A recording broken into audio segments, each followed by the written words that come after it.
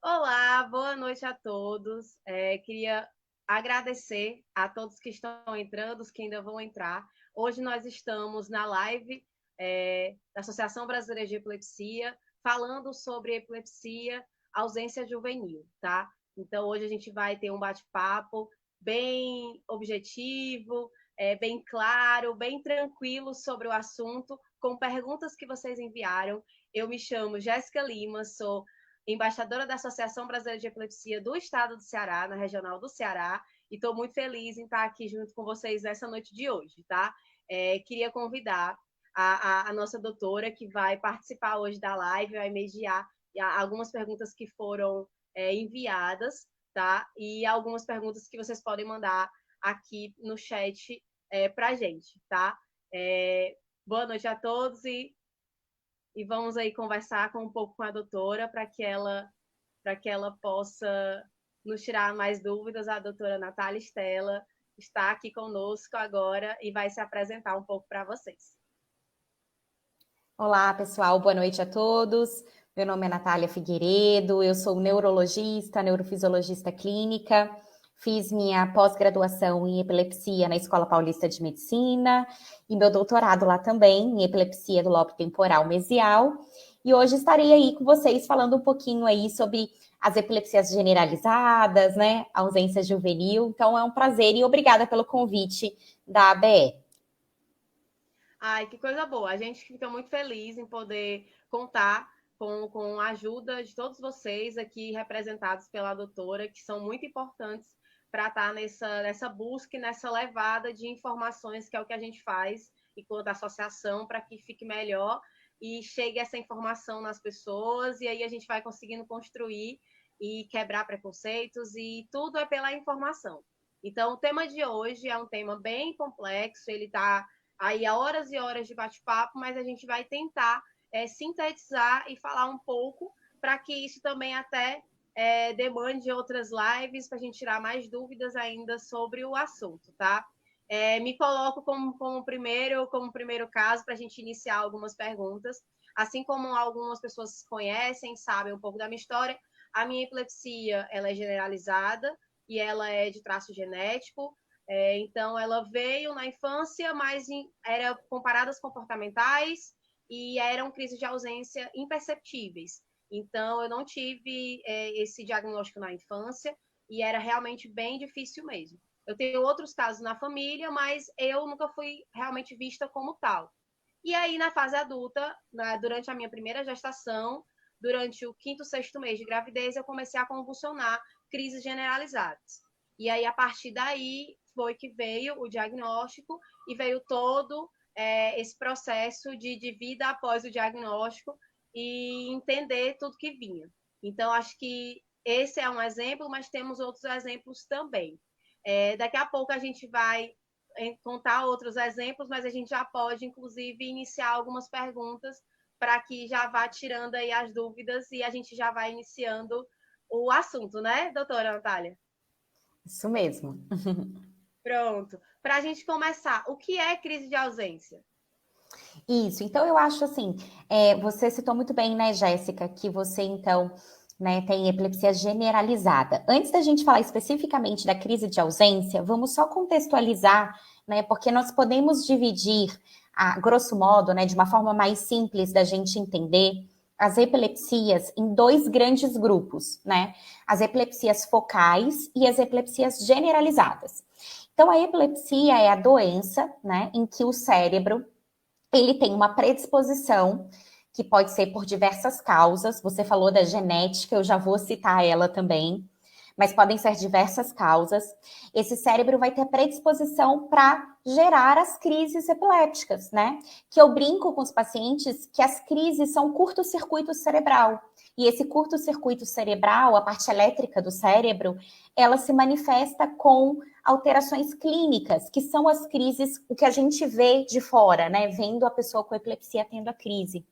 E aí, nas epilepsias generalizadas, nós vamos ter crises generalizadas. E nas epilepsias focais, nós vamos ter crises focais. Então, para nós médicos ou profissionais da saúde, porque aqui envolve todas as profissões da saúde, é muito importante a gente ver o início da crise, o primeiro acontecimento, o primeiro sinal, o primeiro sintoma que vai definir para a gente se é focal ou se é generalizado, né? Então, quando é focal, acontece alguma questão na pessoa, né, com epilepsia, bem pontual e que ajuda a gente a dar essa focalidade, né, o início da crise num ponto específico desse cérebro, tendo então alteração elétrica cerebral. Já o generalizado, não. Ele vai envolver o cérebro como um todo, desde um primeiro momento. Então, eu não vou ter sinais pontuais que me mostrem, porque o cérebro, na verdade, foi envolvido de uma maneira ampla desde um primeiro momento. Então, são consideradas crises generalizadas, de fato, né? As crises de ausência, assim como outros tipos de crise, né? Então, quando eu falo em crises de ausência, né, para os profissionais da saúde, nós devemos entender como uma crise generalizada. Então, ou seja, ela começa envolvendo todo o cérebro. Quando envolve todo o cérebro, o paciente, a pessoa, ela não consegue manter a consciência. O que é a consciência? A consciência é um fenômeno muito complexo, na verdade. E para a gente definir consciência na crise epiléptica, a gente define usando a principal, ou vamos dizer assim, o conteúdo mais fácil da gente avaliar da consciência, que é a perceptividade. Estar perceptivo, ou seja, saber quem eu sou e onde eu estou. E com isso responder, obviamente. Se eu sei quem eu sou e aonde eu estou, eu respondo a estímulos externos. Na crise generalizada, como a crise de ausência, isso vai se perder. Então, eu não sei quem eu sou naquele momento, eu não sei onde eu estou naquele momento, e eu não respondo a estímulos de fora para dentro, externos a mim. Só que as crises de ausência são, então, perdas da perceptividade, da consciência, muito breves, que, na verdade, podem ser consideradas como um verdadeiro desliga e liga. Certo? Então, a pessoa, ela sai fora do ar e volta, né, rapidamente à consciência, à perceptividade. Então, você disse que quando você era criança, talvez isso tenha passado, né, batido, ninguém tenha reparado, ninguém tenha visto que você tinha esses momentos de desliga e liga, porque é muito rápido. Então, sim, Exato. não é? Então, se os professores, e isso aí a gente extrapola, né? Não é só para o profissional da saúde, médico ou não médico, isso é para as pessoas em geral da sociedade. Então, quando a gente lida com as crianças, né, com a população infantil, a gente percebe muito. Os professores, os educadores, né? As crianças estão muito inseridas na educação. Muitos deles não têm essa informação. Então, passa batido. Eles vão falar que a criança, né, quando começa na infância, que aí seria de início infantil, na verdade, é muito distraída, ou não presta atenção, ou não consegue acompanhar, ou até mesmo já falam, né? Ah, tem déficit de atenção. Mas será que é atenção mesmo? Esse desliga e liga? Pode ser uma crise de ausência. E claro, se começar mais na idade de adolescente, mesma coisa. Então, a pessoa vai ter problemas de acompanhar na faculdade, no ensino médio, né, no ensino mais avançado.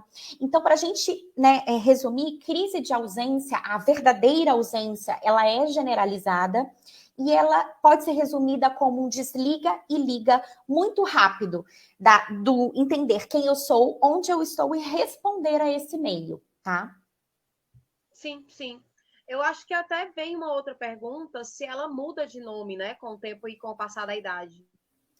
Então, aí agora a gente pode chegar no que você tão bem disse, né? Então, assim, epilepsia em geral, nós temos diversas causas. Uma causa que é muito importante, porque nós estamos vivendo um avanço tecnológico muito grande. E isso, com certeza, vai impactar num futuro muito em breve aí, né, nas terapêuticas e na própria evolução da doença. Então, nós estamos vivendo uma era da genética. Então, uma das causas de epilepsia é a causa genética, né? E nas epilepsias generalizadas, e a gente acabou de ver, então, que crise de ausência é uma crise generalizada de fato, né? Por sua concepção, uma das principais causas, né, dessas epilepsias generalizadas é a causa genética. né? Hoje em dia há uma grande discussão, inclusive, nos acadêmicos, né, nos cientistas, a respeito dessa questão genética. Por quê? Porque a gente está tentando justamente isso, mapear esses genes, saber o que está envolvido de fato, até para tratar melhor, para ter novos tratamentos, evoluções favoráveis, né? Então, isso provavelmente vai avançar muito ainda, nós estamos ainda bem no comecinho e vai ter um impacto bem favorável, quiçá, muito em breve. Então, as epilepsias, por serem, então, né, de cunho, de fundo genético bastante importante aí, as epilepsias generalizadas, elas, na verdade, a gente entende como um espectro, ou seja, né, elas têm toda uma possibilidade de ocorrência, de início, na verdade, né? Elas podem ocorrer já precocemente, lá na infância mesmo, nas crianças, ou elas podem ocorrer um pouquinho mais para frente, então adolescência, adulto jovem, né? Ou às vezes elas podem até começar na infância e ir evoluindo, né, para adolescência, adulto jovem. Então, na verdade, o mecanismo é o mesmo. É o que eu falei, o cérebro como um todo, envolvido desde o primeiro momento, né, com essa atividade elétrica cerebral anormal, que leva a essa perda da consciência, perda da perceptividade. Quando começa na idade da infância, na criança, vai receber no primeiro momento o nome de infantil.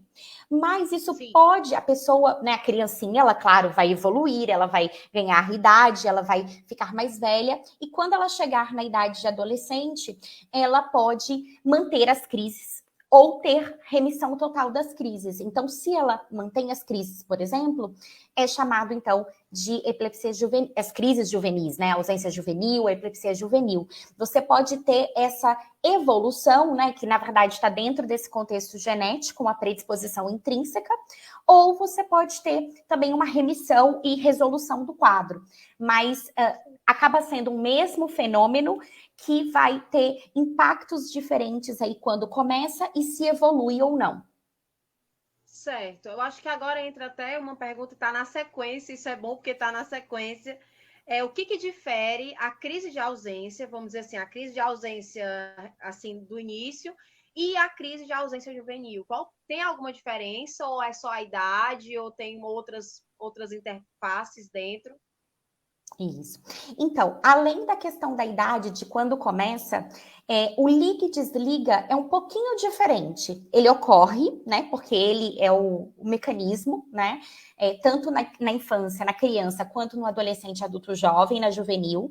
Só que na criança tende a ser mais breve. 10 segundos ou menos do que 10 segundos. E tende Por a isso ser que é imperceptível, né? é muito rápido, é muito rápido. Se as pessoas não souberem sobre isso, elas nunca vão pensar a respeito, né? E muitas vezes no dia, na criança ocorre várias crises, né? Crises muito repetidas. Então, isso também pode dificultar esse entendimento, né? Agora, no adolescente, adulto jovem, não. As crises, elas são um pouquinho maiores do que 10 segundos, 20, 30. E, além disso, também, elas são em menos quantidade, menos crises ao longo do dia. Então, você vai vendo que da criança para o adolescente, adulto jovem, vai aumentando a duração, mas mesmo assim, é rápido, é breve, e vai reduzindo a frequência de crises diária. Então, o impacto também acaba sendo diferenciado. Acho que um exemplo prático, talvez, seja assim, no adulto jovem, né? No jovem, seja aquela parada onde quando ele volta, ele pergunta o que foi mesmo? Exatamente, Acaba que no adulto, jovem, adolescente, como é um pouquinho maior, ele pode ter ele sabia que estava ali fazendo alguma coisa, né, tendo algum engajamento e de repente, opa, sumiu, voltei. E aí ele já realmente interage e pergunta, né? Na criança é tão rápido que passa meio que batido mesmo, é difícil de observar, né? Eu digo porque eu passei por isso, né? Eu tive, quando veio as crises convulsivas tônico-clônico generalizada, foi que veio aquela.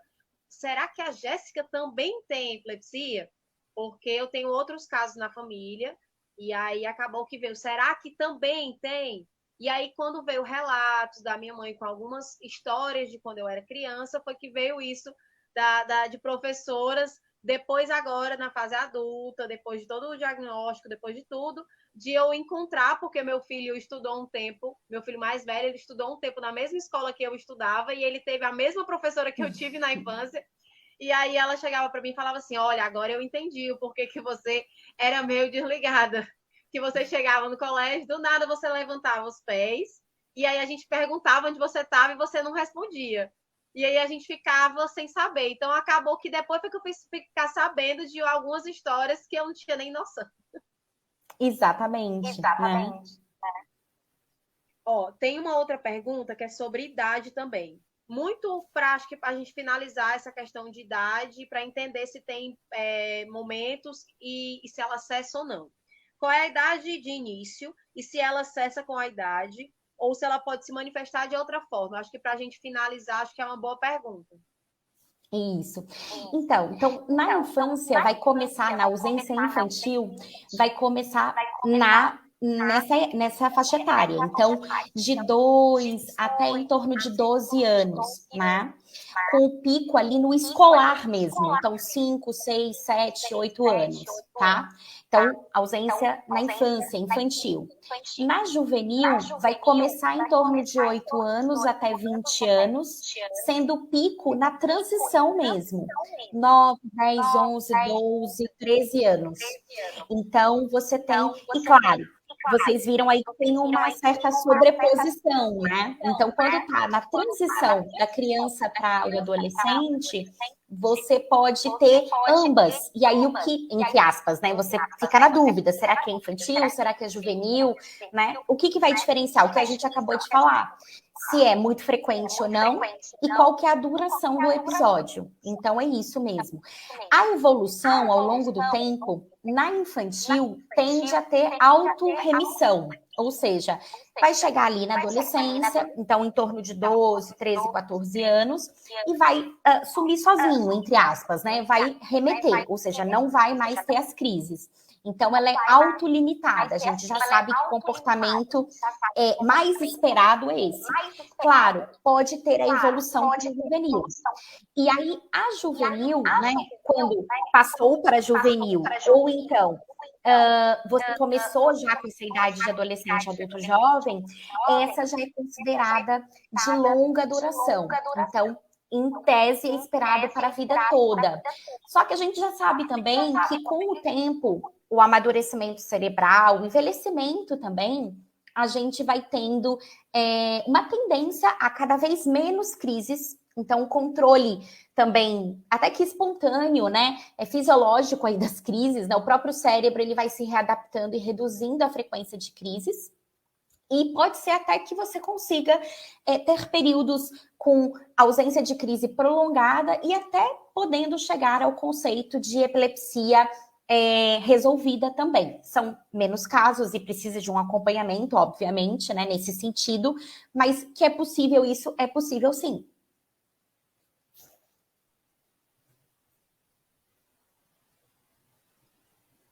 Caiu aqui rapidinho, mas já voltei.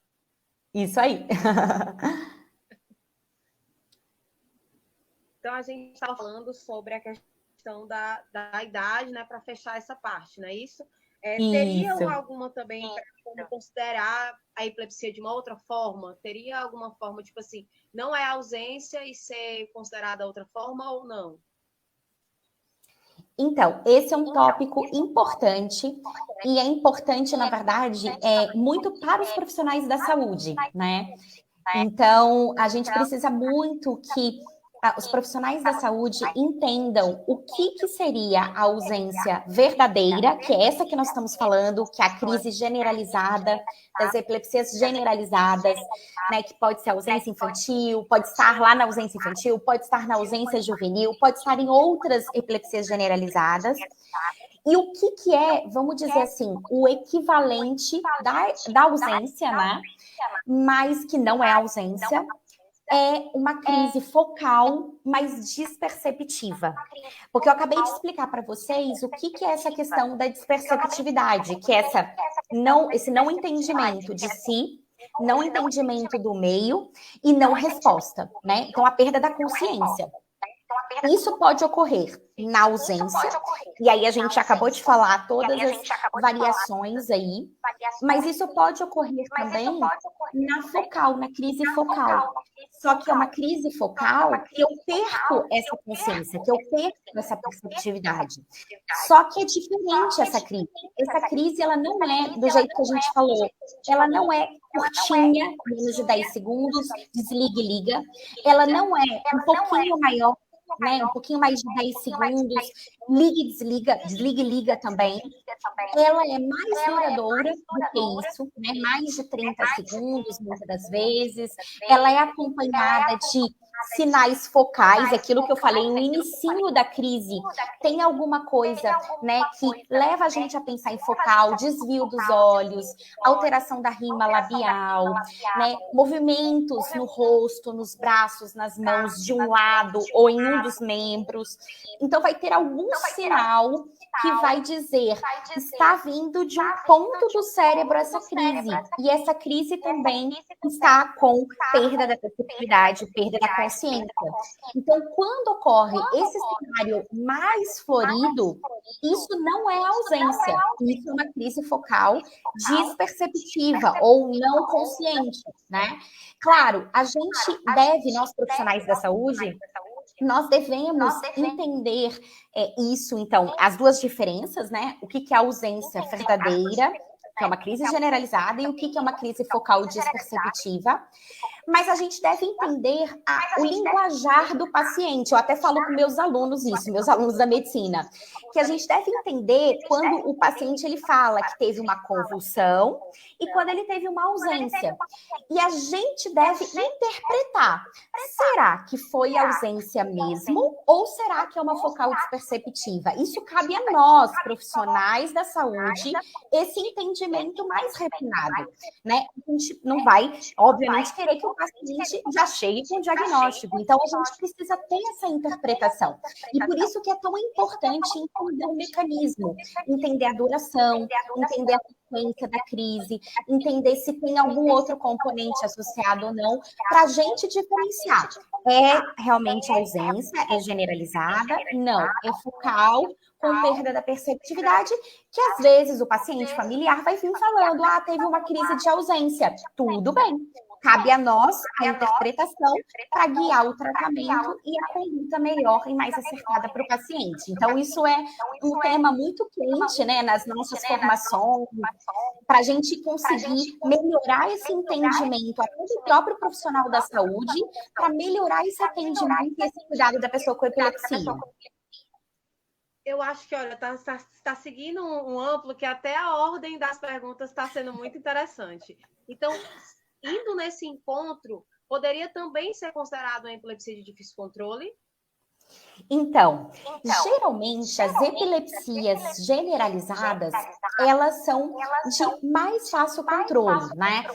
As epilepsias focais, elas têm muita relação com etiologias, causas, né?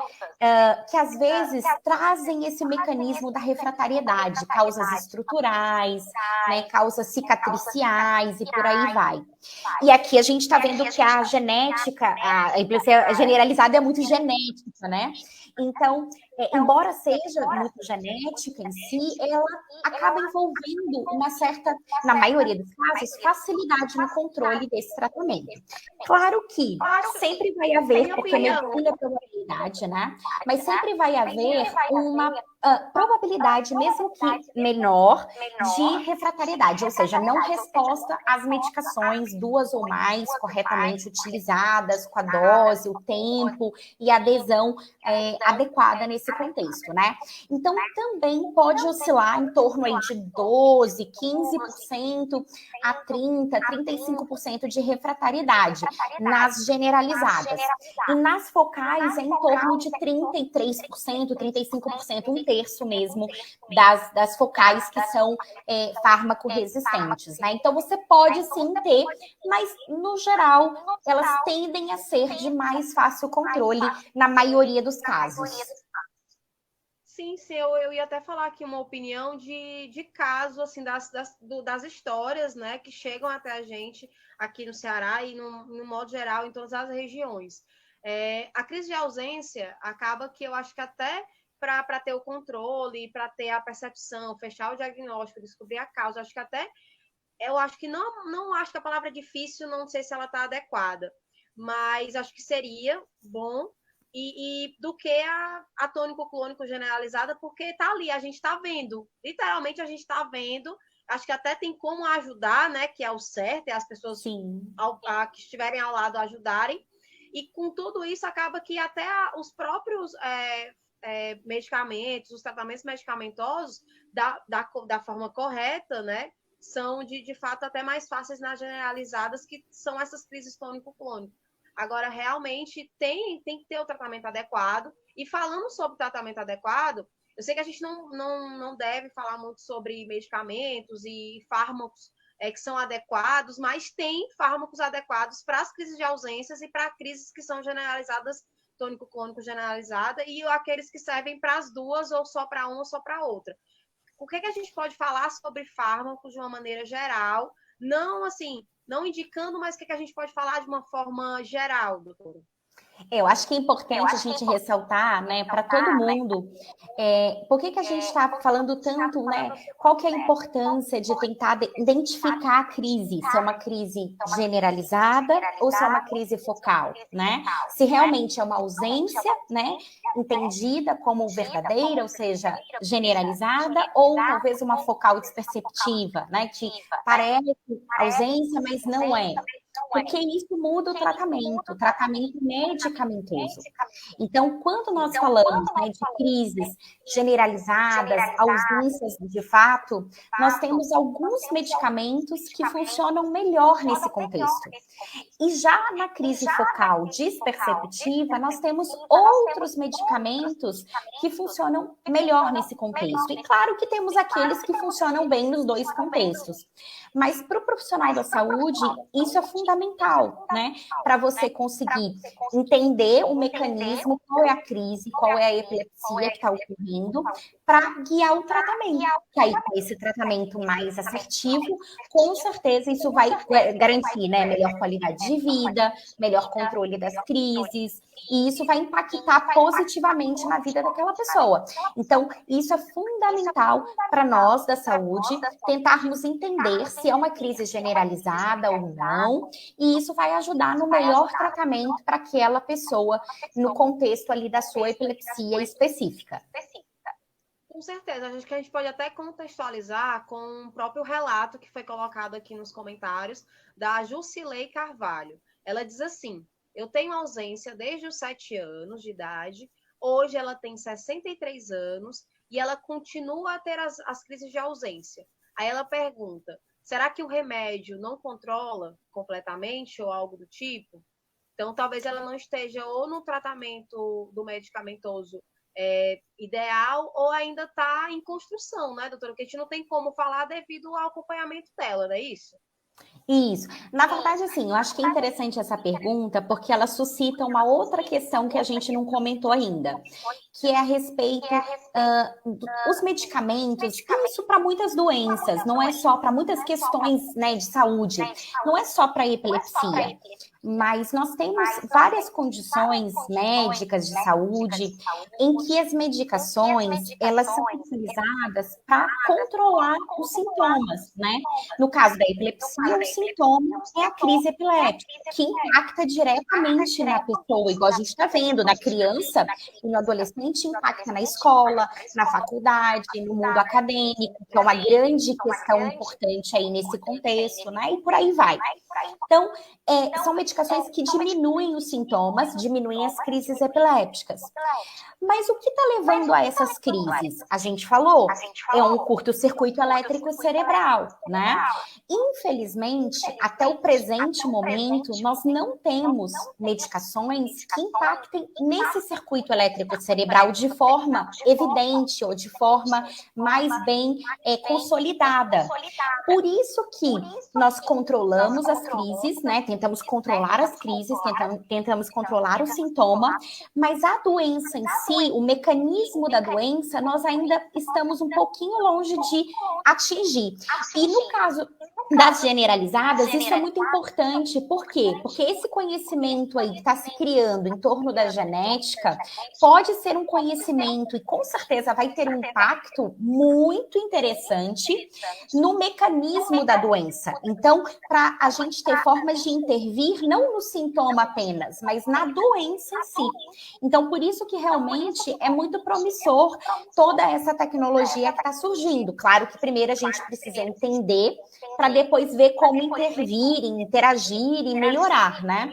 Mas isso traz grande expectativa e esperança mesmo que o futuro seja muito melhor aí, em termos de controle mesmo da doença em si, que ainda nós estamos um pouquinho longe nesse momento, mas com mais conhecimento, com mais entendimento, a gente pode avançar aí nesse contexto. Não, com certeza. Eu acho que até para poder isso mais na frente, né, as próximas gerações poderem entender melhor, né, o contexto e qual que vai ser o procedimento melhor. Até o que eu vejo muito, que chega muito de casos, crianças que não foi feito o diagnóstico correto, e aí elas são, assim, cheias de medicamento, muito intoxicadas de medicamento, e aí a refratariedade dela é mais sobre não ter utilizado o fármaco correto, né? Porque não teve não conseguiu fazer essa investigação, às vezes, muitas das vezes por não ter acesso, e aí acaba que você não consegue fazer, e o profissional ele tem que lidar com o que a família pode, né, fazer. Então acaba que a gente, sem acesso, eu digo no SUS, e sem acesso mesmo financeiro, acaba que as famílias ficam muito assim, à mercê do que elas conseguem fazer. Então, um exame complexo, um exame para poder diagnosticar, para poder ajudar, no caso, o profissional a fazer o diagnóstico correto, a entender qual é a causa, e assim poder classificar qual é o tipo de crise, né? Então, acaba que tudo isso, acho que com o tempo, acho que pode ser que isso melhore e a gente vai agradecer muito, né, doutor? Com certeza. Eu acho que um ponto importante que você falou também é que agora, né, claro, isso é um processo dinâmico que vai melhorando a cada momento, né? Passo a passo vai tendo uma melhora muito grande, sem dúvida nenhuma. Mas nós estamos tendo e estamos vendo também um esforço muito grande, né, da academia, da parte científica, para também, em cenários que a gente chama de recursos, né, limitados ou recursos escassos, que é o caso do nosso Brasil mesmo, até cidades grandes, importantes e com dito recurso, às vezes a gente tem sim limitações e temos dificuldade, né, de acesso, igual você está colocando. Então, assim, a academia está tentando criar formas, né, da gente ter um diagnóstico, né, mesmo que inicial, de trabalho, que a gente possa fazer com recursos limitados, o que é muito interessante, porque isso já guia muito melhor, né, um primeiro olhar, guia muito mais essa indicação do como tratar, o que nós vamos fazer, o próximo passo. Então, está havendo uma série de esforços, mesmo que a gente não tenha acesso a toda a investigação e etc., mas de diagnóstico baseado em critérios científicos, com evidência, para ajudar também, mesmo num cenário mais limitado de recursos. E um outro ponto que eu gostaria de falar, para deixar um pouco mais claro para a população em geral, então a gente tem falado aqui muito, né? Genética, os avanços, isso tudo é muito importante, né? Mas só para dar um entendimento um pouquinho mais amplo, nós temos os avanços que ocorrem em termos de ciência, né? E nós temos os avanços que ocorrem em termos de aplicação desse conhecimento, dessa ciência no mundo real, né? Na clínica, na prática, com os pacientes, com as pessoas. E às vezes o tempo de um e o tempo de outro não caminham juntos, né? Infelizmente, a gente gostaria que fosse igual, mas às vezes não caminha junto. Então, às vezes o que está sendo descoberto na ciência vai demorar um pouquinho para chegar lá na clínica, no paciente, nas famílias, no cuidado em si, né? No cuidado em saúde em si. Isso também é importante da gente pontuar. E uma coisa que eu gosto muito de chamar a atenção é que, porque a gente fica pensando, né? Nossa, mas então eu preciso fazer o teste genético, eu tenho que fazer meu filho, minha filha, meu familiar, enfim, eu mesmo, vamos fazer o teste genético. O que a gente orienta? Que também nós temos que ter uma certa prudência e entender que nem sempre vai ser mandatório esse teste genético, né? Por quê? Porque às vezes esse conhecimento científico ainda nem foi traduzido para a clínica, por exemplo, é uma das explicações. Outra explicação, nem todas as epilepsias, mesmo que presumidamente de cunho genético, eu precise necessariamente desse teste genético para ter o diagnóstico e para ter o correto tratamento e segmento. Algumas é importante, outras não, porque nós temos outros recursos, nós temos outras formas de fazer o diagnóstico e de dar sequência. Então, só para a gente também contextualizar, porque às vezes a gente também pode pensar que é necessário muito, né? Muito, algo muito oneroso, algo de difícil obtenção para dar sequência, e nem sempre é isso. Então, a grande orientação é que realmente a gente procure, né, um profissional da saúde habilitado, né, um profissional da saúde com expertise, com disponibilidade, né, de estar fazendo o acompanhamento, de estar fazendo o segmento, as orientações e todo o caminhar junto com o paciente, com seu familiar, para chegar nesse resultado, né? E aí o profissional vai ajudar, né, a guiar todos esses passos, né? As necessidades de exames, as necessidades, né, de outras intervenções e por aí vai. Então, só para a gente também contextualizar, porque senão parece algo muito intangível aqui para nós, né? E não é bem assim.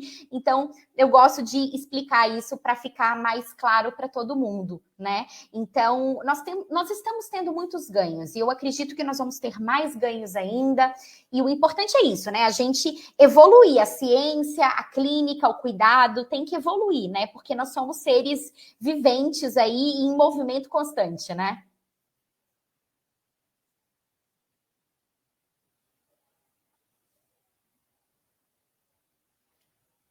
Eu acho que eu não estou escutando a Jéssica. Agora Pronto, sim. voltou aqui. Agora tirar mais livre.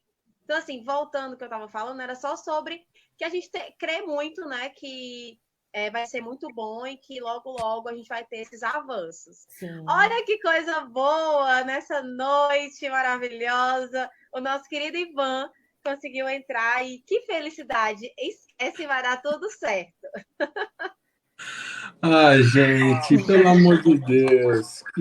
Em plena de chat GPT e OpenAI, eu só consigo entrar já com 10 minutos para acabar a live. Não. Tem alguma coisa errada comigo. Não, o importante é que você conseguiu entrar. A gente estava nos bastidores antes de entrar, a gente estava falando o quanto que é importante esse momento e quanto que é importante você estar aqui. E eu fico muito feliz de poder estar fazendo isso junto. E que bom que você conseguiu entrar. Isso mesmo. Finalzinho só, doutora Natália e Jéssica, só no finalzinho. Eu estou com vergonha, vem aqui, né, para quem esteja assistindo, peço sinceras desculpas aqui e tal. Eu estava desde o comecinho tentando entrar, não estava conseguindo. O Alan, agradeço ele aí que me capitaneou, tal, agradeço ele. Não quero nem atrasar os trabalhos aí, tal, onde vocês estavam, não quero atrapalhar o raciocínio. Sigam. Não, que é isso. A gente conseguiu fazer um raciocínio bem interessante. Teve aqui uma cronologia interessante nas perguntas.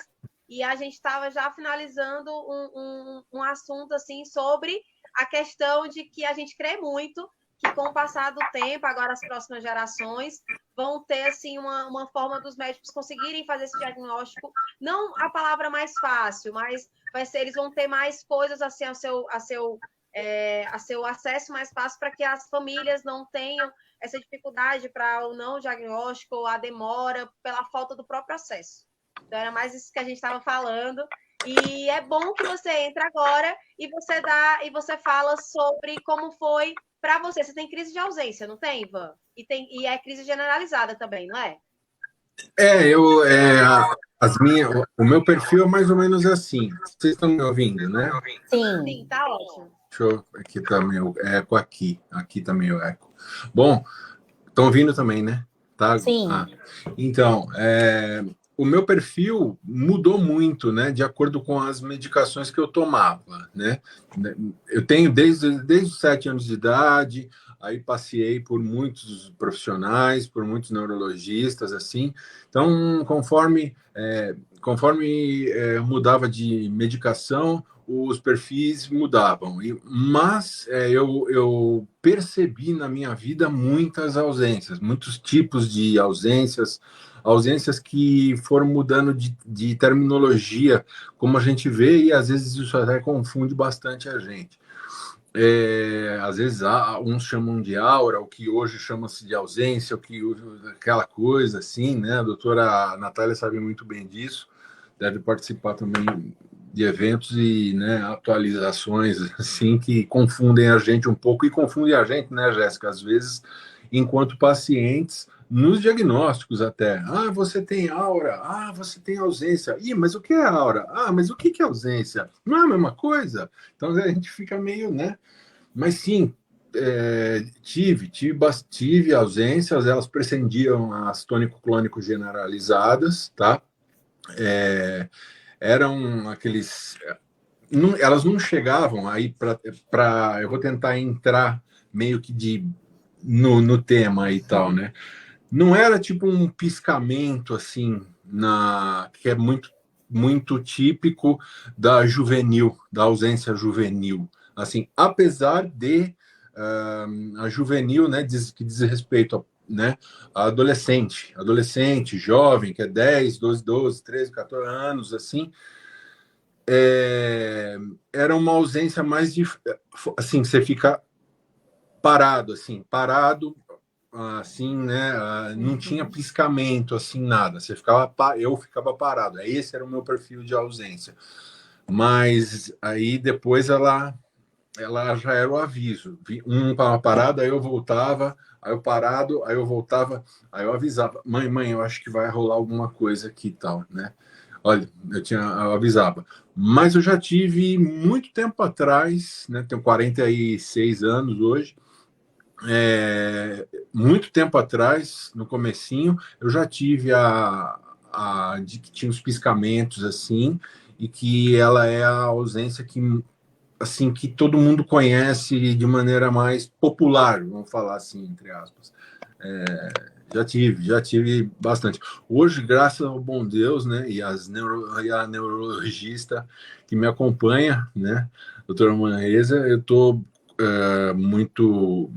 controlado, né? Tô controlado há um ano, quase um ano e meio, assim, tal. Estou arredondando, né? Estou controlado por medicação, né? E aí eu não, né? Eu não tô tendo, tô limpo, assim, né? Não tô tendo mais, não percebi nenhum tipo de episódio assim nessa direção, né? Graças ao bom Deus, né? Que seja, né? Mas é isso, né? Doutora Natália e Jéssica, sobre Não, o que mas a assim, Jéssica perguntou e bom tal. o seu exemplo. É bom o seu exemplo, porque eu também falei o meu logo no início, né? Que as pessoas que já conhecem sabem que eu, na infância, eu tinha crise de ausência, mas era muito perceptível. E era basicamente isso. Eu tinha paradas muito comportamentais mesmo, de parar e ficar com o olho meio que catatônico, sem piscar nem nada, e sem aquele bater com a boca, eu não fazia nada disso. E aí, com o passado do tempo, foi começando a ter, mas também ninguém percebia. E aí, só na fase adulta foi que vieram as tônico-clônico generalizadas mesmo. E aí, as pessoas começaram a falar: será que a Jéssica também tem? Já que na minha família eu tenho outros diagnósticos de epilepsia. Então, acabou que o seu exemplo é bom para poder a gente contextualizar muitos exemplos, né? E de muitas histórias, como a gente já falou, uma pessoa também que colocou aqui. Então, são várias histórias que é bom a gente contextualizar para que as pessoas se vejam, já que a epilepsia, cada caso é um caso, até porque é diferente em cada pessoa. Às vezes é o mesmo tipo de crise, mas na pessoa ela se manifesta de uma outra forma, numa duração diferente, né? Vai depender de vários contextos gerais, né? Como a gente já conseguiu conversar aqui sobre. Então, acaba que é bom ter esses exemplos, como o meu, como o seu, para que as pessoas comecem a se enxergar, entendeu? Um dos pontos que você falou aí, eu acho até interessante, e com certeza pelo tanto de tempo que eu tive, que eu consegui, vocês já devem até ter falado nisso, né? E um dos exemplos, né, que assim, que contextualiza, que mostra bastante assim, é justamente isso que é o foco da live hoje, né? A epilepsia, ausência juvenil, né? Então, juvenil, né? Que é muito diferente da infantil, assim, né? Eu até pergunto até para a doutora uma coisa que eu acho até interessante, né? Será que, por exemplo, né? Porque às vezes, né? Vamos supor, em uma epilepsia, a gente vê muitas vezes, né? Uma criança tendo assim, uma quantidade bem maior de crises, né, doutora? E aí, às vezes, um jovem, ou assim, tal, a coisa vai declinando. Então, eu pergunto para a doutora, isso é uma questão de terapia ou é uma questão simplesmente de a epilepsia ser mais forte em crianças, aí ela vai tipo descendo assim a força conforme é uma questão meio que de idade, não sei se eu me fiz entender. Uhum. Tipo, ela vai assim decrescentemente assim falando, ela fica mais forte nas crianças, então ali na criança, ó, ausência, jovem, adulto, assim, entendeu? E, assim, independente de terapia ou não, né? Porque remédios a gente toma a mil. Na verdade, esse é um ponto importante, né? E casa com a pergunta da nossa ouvinte aí, a colega, né? A senhora, melhor dizendo, que também mandou a pergunta. Casa muito bem, porque a gente acabou de contextualizar que as medicações, elas não agem, as medicações que nós dispomos nesse momento, né? Elas não agem na causa da epilepsia, elas agem no controle do sintoma, que são as crises epilépticas, né? Então, esse comportamento, né, essa frequência das crises que vai se amenando com o tempo, isso é uma característica da epilepsia. Então, na infância, você acaba tendo uma frequência maior de crises, provavelmente por conta de um contexto cerebral, né, de um cérebro ainda em desenvolvimento, ainda com muita, né, força, digamos assim, para gerar essas crises. Na medida em que você vai tendo um amadurecimento cerebral, esse cérebro vai ficando, então, mais acabado, né? E quando ele já assume sua forma, né, pronta, de fato, né, aí já numa idade após 25 anos, enfim, provavelmente isso impacta na ocorrência, né, na ocorrência aleatória das crises, nessa predisposição intrínseca cerebral aí. Eu não falei muito para a gente também não entrar em aspectos muito específicos, mas é um dado interessante, eu acho, citar de uma forma mais objetiva. As epilepsias generalizadas, né, principalmente essas que nós estamos conversando, ausência infantil, ausência juvenil, elas têm muito a ver com uma estrutura do cérebro chamada tálamo, que eu falo para os meus alunos que é a verdadeira antena do cérebro, né? Uma das grandes antenas do cérebro é o tálamo. Então, é uma estrutura lá central, profunda no cérebro, que capta várias informações que ficam chegando. Então, as informações que estão chegando, né, entrando nesse cérebro, elas têm que passar nessa antena, é um filtro. Então, tem que passar nessa antena para essa antena resolver, essa informação vai para frente, essa informação vai para trás, essa informação vai para o lado. É um verdadeiro funil ali que vai decidindo para onde ela manda as informações que estão chegando. E essa estrutura, essa antena, ela tem muito a ver com a gênese, né, ou seja, a origem das crises generalizadas, principalmente nesse contexto de ausência e nesse contexto aí infanto-juvenil.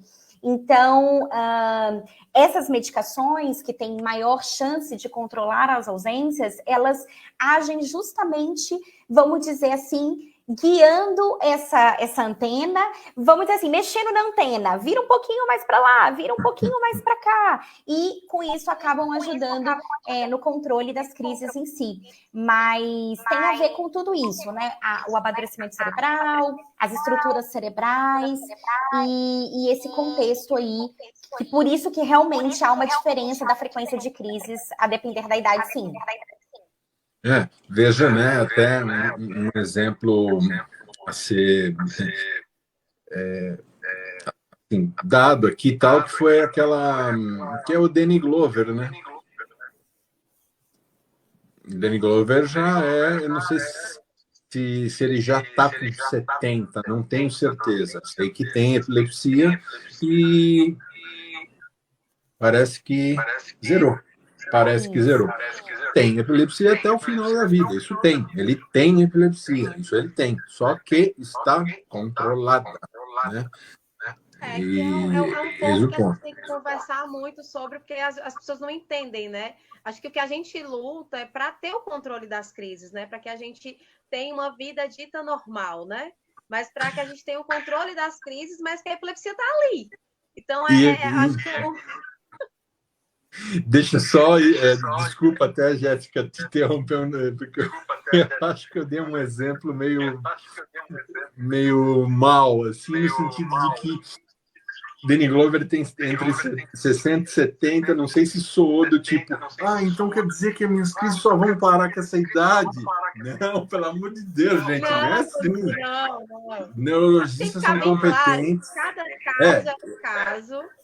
Cada caso é um caso. Os neurologistas estão ali no tabuleiro de xadrez da gente justamente para que nós frequentemos e nós joguemos esse xadrez a respeito de nossa própria saúde, e nós abramos, nós venhamos a dar a informação de nossa saúde para os neurologistas para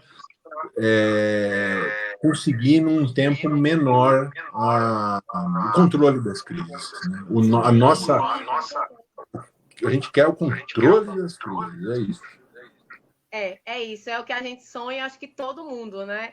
E aí, com o passar do tempo, a gente vai botando mais informações. Essa live, ela ajuda muito com as informações para que as pessoas que não têm costume, não tenham acesso a um bom acompanhamento, que também não tiram as suas dúvidas com seus próprios neurologistas, porque ficam com medo de perguntar muita coisa. Então, acaba que isso é mais um bate-papo, né? Para que outras pessoas tenham acesso às informações.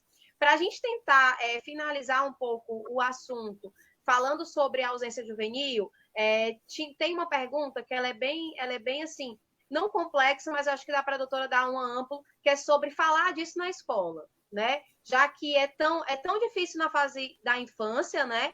Porque o ideal é que os professores ajudem, né, aos próprios pais, né, quando vê algo diferente, né? Então, hoje a gente já está assim numa era bem aprofundada disso, onde os professores eles conseguem, né? Às vezes para outros diagnósticos, não diretamente para epilepsia, mas eu acho que tudo é válido num contexto para ajudar esse pai a identificar o que é a doença e não dar outros nomes. Então, o que a gente podia falar sobre isso? Qual que seria o ideal para conversar nas escolas, tanto na infância como na parte da adolescência? Então, isso é fundamental, né? Porque as crianças, adolescentes, eles estão em meios escolares, né? Então, muitas das vezes, a convivência em tempo é muito maior com professores, educadores, do que com a própria família, em outros cenários. No SUS, existe o PSE, que é o Programa Saúde na Escola. Isso é uma política pública, né, instituída, que é muito importante, porque separa, né, um horário, um momento, para que esses professores de todos os níveis possam ter informações e formações em contextos, né, mais relacionados com infância e adolescência, adolescência de situações médicas e de saúde, que é muito importante justamente isso, o reconhecimento, né? E a conduta assertiva ali daquele educador, até de apontar, olha, alguma coisa não está bacana, vamos conversar aqui com a família, vamos pedir para a família procurar o serviço de saúde, ir atrás de um acompanhamento adequado. Então, acho que a gente precisa, inclusive, né, valorizar essa política, né, do programa Saúde na Escola, fazer com que ele seja aplicado, com que ele venha realmente a ser instituído e feito com os professores, né? Eu sou muito defensora dos professores, eu sou professora também, então eu carrego essa bandeira junto comigo aí, e a gente precisa muito disso, de educação para os professores. O professor, ele não é um profissional da saúde, mas ele é um profissional que pode e deve e consegue contribuir muito, não só no contexto da epilepsia, em outros contextos também.